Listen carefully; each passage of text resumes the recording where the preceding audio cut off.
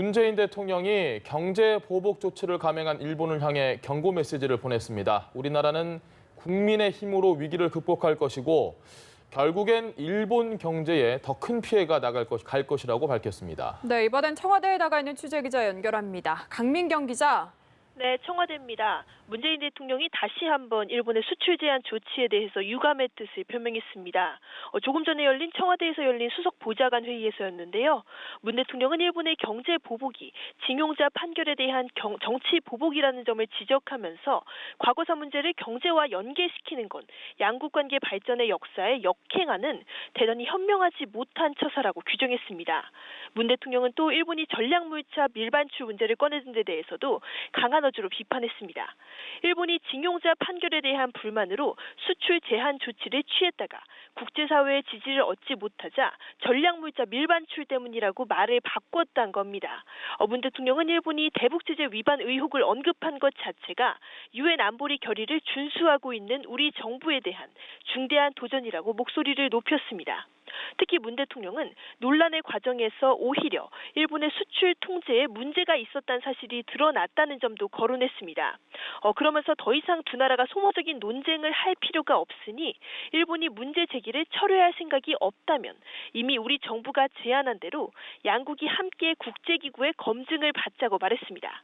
문 대통령은 또 일본이 수출 제한 조치가 우리 경제의 성장을 가로막기 위한 목적이라면 결코 성공하지 못할 것이라고 못을 박았습니다. 우리 기업들이 일시적으로 어려움을 겪을 수는 있지만 수입처 다변화와 국산화로 어려움을 극복할 거라고 말했습니다. 또 결국에는 일본 경제에 더 큰 피해가 갈 것임을 경고해두겠다고 밝혔습니다. 네, 이번 수출 제한 조치로 우리나라의 피해가 적지 않을 것으로 예상되는 만큼 문 대통령의 발언에도 상당히 단호하게 보이는데요. 일본에 대한 다른 메시지도 있었습니까? 네, 문 대통령은 일본에 경고를 하면서도 외교적으로 문제를 해결하겠다는 기존 입장도 재차 강조했습니다. 일단 문 대통령은 징용자 판결에 대해서 최근 우리 정부가 외교적인 해결 방안을 제시했다는 사실을 소개했습니다. 그때 일본에 제시한 해결책이 최종적인 해법은 아니었다면서 유연한 자세를 보였습니다. 양국 국민과 피해자들의 공감을 얻을 수 있는 합리적인 방안을 함께 논의해보자는 건데요. 문 대통령은 일본은 아무런 외교적 협의나 노력이 없이 전격적으로 일방적인 조치를 취했지만 이제라도 외교적 해결의 장으로 돌아오길 바란다고 밝혔습니다. 또 문 대통령은 정부는 외교적 해결을 위해서 모든 노력을 다하겠다는 의지가 확고하다고 다시 한번 소개했습니다. 네, 강민경 기자. 그리고 오늘 문 대통령의 발언 중에서 이 대국민 메시지도 포함이 됐다고 하는데 이 이야기도 좀 해주시죠. 네, 문 대통령은 이번 사태가 엄중하지만 그 어떤 경우에도 이 상황을 극복할 것이라고 국민들에게 밝혔습니다. 우리나라가 숱한 위기를 극복하면서 지금의 국력을 갖게 됐다는 사실을 언급하면서 또 국민의 힘을 믿는다고 말한 겁니다.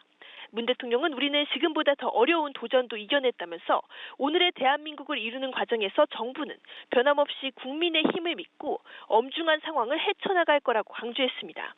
그러면서 기업이 어려움을 헤쳐나갈 수 있도록 국민도 자신감을 가지고 힘을 모아주길 바란다고 말했습니다. 문 대통령은 또 국회와 정치권의 초당적인 협력도 당부했습니다.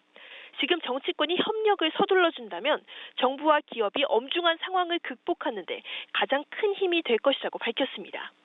지금까지 청와대에서 연합뉴스TV 강민경입니다.